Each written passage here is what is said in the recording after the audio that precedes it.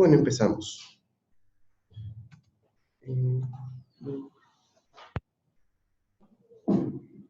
Disculpen unas fallas técnicas, ahora sí. Bueno, antes que nada es muy importante considerar lo que son en general los síndromes depresivos, porque antes de que el psiquiatra, el especialista en salud mental intervenga, es muy importante que se descarten las causas físicas que pudieran simular o producir síntomas depresivos. Entonces, como ven aquí en este gráfico, la depresión puede ser primaria, etiología no definida, es básicamente una etiología psiquiátrica, y una depresión secundaria por una etiología definida, etiología en el sentido de la presencia de una patología orgánica. Entonces, cuando hablamos de depresión secundaria, empecemos por ahí, vamos a tener tres posibilidades. Que la depresión sea por causa médica, por ejemplo, la presencia de una cardiopatía. Hay muchos problemas cardiológicos que condicionan la aparición de síntomas depresivos y que no necesariamente son consecuencia de que tenga un infarto, sino que a la par se pueden presentar ciertos síntomas depresivos. En el caso de las enfermedades neurológicas es algo mucho más claro, en especial en lo que respecta a la epilepsia. La epilepsia, por ejemplo, la del lóbulo temporal, concurre con muchos síntomas depresivos. Las epilepsias en sus estados interictales, en los cuales no hay presencia de episodios o convulsiones, puede presentar síntomas depresivos francos que la verdad que tiene toda la sintomatología correspondiente a una depresión. En la esclerosis múltiple, básicamente, los estudios nos hablan que los síntomas depresivos estarían asociados más a la presencia de la enfermedad y a las repercusiones físicas y limitaciones físicas que produce esta enfermedad, ¿no? En el caso de Alzheimer, es interesante que los síntomas depresivos aparecerían básicamente como un prodromo previo a que aparezcan los síntomas motores ya característicos que todos conocemos, ¿no? En la enfermedad del Parkinson también son síntomas depresivos asociados, básicamente algo parecido a lo que es en la esclerosis múltiple por la poca funcionabilidad que se va produciendo a lo largo del progreso de la enfermedad. Y en el ACV también por lo mismo, debido a las limitaciones físicas que concurren en los strokes que puedan presentarse, producen limitaciones físicas y trae consigo aparición de síntomas depresivos. Y el hipotiroidismo, por supuesto, nosotros ya sabemos, tiene tanto clínica somática como clínica psíquica, que involucra todo lo que respecta a la mente, ¿no? Como por ejemplo ánimo disminuido, falta de energía, que también son características de una depresión.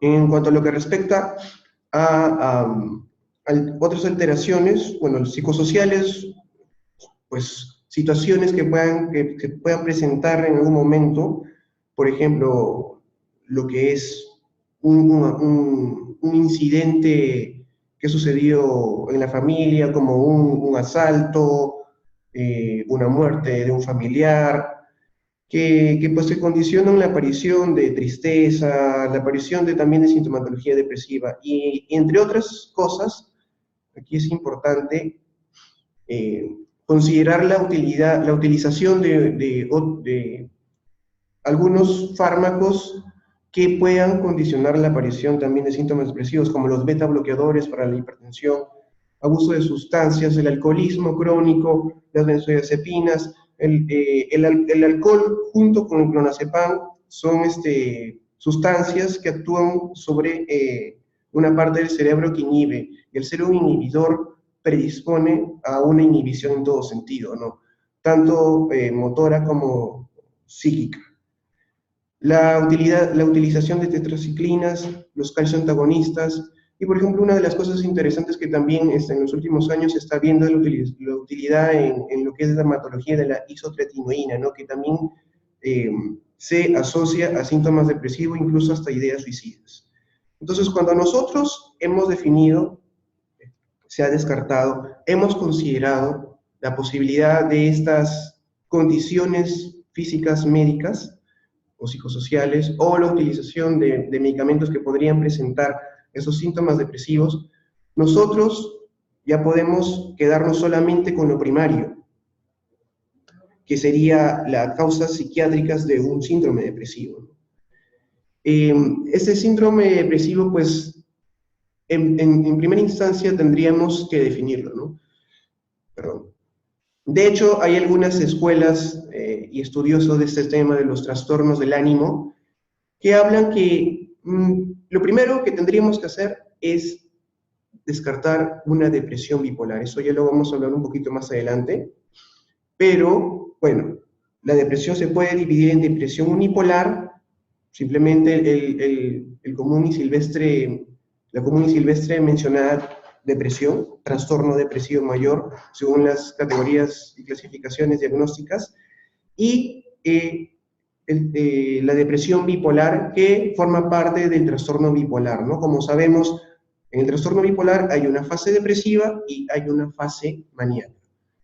Y aquí pongo una conexión entre la depresión unipolar recurrente y la bipolar, porque muchos estudios en los últimos años ya están dando luces que la recurrencia, de hecho uno de los estudiosos de ese tema es Nasir Gaemi, un psiquiatra de Estados Unidos, que menciona que la recurrencia de síntomas depresivos es la presencia de muchos episodios depresivos a lo largo del tiempo, más bien nos harían pensar en que se trata de una depresión bipolar. Bueno, aquí olvidé mencionar que la depresión unipolar puede ser recurrente o no recurrente. En cuanto al diagnóstico, para mí así, me parece más importante y vital utilizar esta guía, dado que el enfoque de esta ponencia está principalmente orientado a lo que es primer nivel de atención y profesionales médicos no psiquiatras. Utilizar esta guía, que es la guía de intervención MHGAT. Como su nombre lo dice arriba, Programa de Acción Mundial para Superar las Brechas en Salud Mental. Esa es una guía que la propuso la OMS por ahí en el año 2008 y que se ha ido actualizando conforme han ido pasando los años. Me parece que es muy conveniente utilizarla e ir conversando al respecto para poder precisar algunos puntos. Entonces, cuando a nosotros nos viene un paciente que tiene... un paciente a nuestro consultorio, primer nivel de atención, hospital general, hay que considerar algunas manifestaciones que son comunes de la depresión. Por ejemplo, una de ellas vendría a ser en lo que es primer nivel de atención, principalmente, por lo general vienen pacientes que tienen muchas manifestaciones físicas, persistentes. Han acudido a un centro de salud, han acudido a un hospital, se han hecho varios exámenes y al final todo sale limpio. Se quejan de dolores, dolor a la espalda, dolor al brazo, dolor de cabeza, y se les da sintomáticos y no mejoran, y van y vienen, y van y vienen a la consulta. Esto podría ser una señal de un problema correspondiente a una depresión. Segundo, escasa energía, fatiga, alteraciones en el sueño, tristeza o estado de ánimo deprimido, persistente. También hay posibilidad de presentarse algunos síntomas ansiosos, pero que son mínimos. Pérdida del interés o placer en actividades que son normalmente placenteras. Si se presentan estas características sintomáticas, ya tendríamos que estar presumiendo en una posible depresión. Entonces, ¿qué nos dice esta guía? ¿Tiene la persona depresión? Nos preguntamos. Entonces, la pregunta estaría en relación a todos los síntomas que he podido hablar en este momento. Sin embargo, aquí quisiera hacer un paréntesis porque, como pueden observar aquí, al lado, es el término de lo que se llama depresión enmascarada. A propósito de lo que estaba mencionando aquí. ¿Qué significa depresión enmascarada? sobre todo es muy importante en lo que respecta a primer nivel de atención, en instancias de servicios no psiquiátricos, porque la depresión enmascarada, como aquí se puede observar, el predominio de los síntomas son somáticos sobre los psíquicos. Lo que quiere decir que el paciente va a presentarse más con molestias como dolores, como molestias gástricas, en fin, que enmascaran los síntomas clásicos que ya se ha podido describir por aquí de una depresión, el ánimo depresivo, el ánimo triste, porque son predominantes. Prima más las somatizaciones, priman más lo somático sobre lo psíquico. Pero eso no quiere decir que lo psíquico no se presente, sino que está expresado en menor intensidad y está, en todo caso, solapado por los síntomas somáticos. Un favor, Jenny, aquí no se puede ver esto. Disculpen una falla técnica.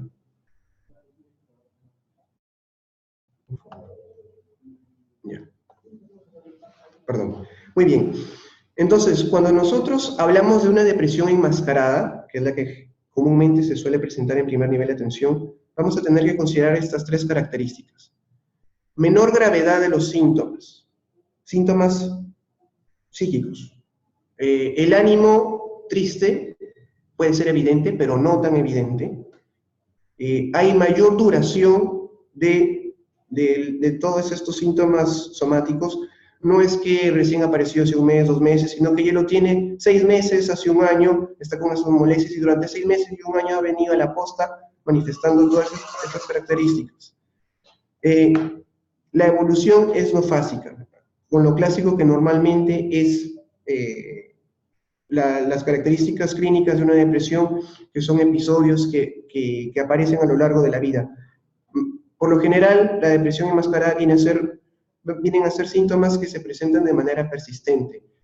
Hay una disfunción personal, hay un mal funcionamiento personal, interpersonal, laboral. El paciente se queja de molestias físicas y a la vez tiene dificultades para laborar, para realizar las actividades básicas de la vida diaria, para desempeñarse en su propio hogar. Y la sintomatología enmascarada es muy florida. A diferencia de lo que podría ser una verdadera, por ejemplo, lumbalgia por una hernia discal, en donde se localiza pues a nivel lumbar y duele de las parestesias y todos los signos, por ejemplo, el de la CIE. En una depresión enmascarada hay una lumbalgia, pero a la vez hay un dolor de brazo, hay un dolor de cabeza, hay un dolor de cuello, y los dolores van migrando. Y esa es una esas son las características, 3 características importantes que tendríamos que considerar. Esto quiere decir que la presencia de estas características, más la presencia de síntomas psíquicos como ánimo triste, no muy sutil, mejor dicho, y pérdida de energía con desinterés por realizar las cosas, ya nos están haciendo pensar en una depresión. Las formas en que se expresa esta depresión enmascarada generalmente son algias, parestesias, como cefaleas, lumbalgias, alteraciones psicosensoriales. Por ejemplo, se queja de mareos el paciente, la paciente, pero estos mareos son poco definidos, no son precisados, no como un verdadero vértigo, con náuseas, incluso con vómitos, eso no se presenta. Hay molestias visuales,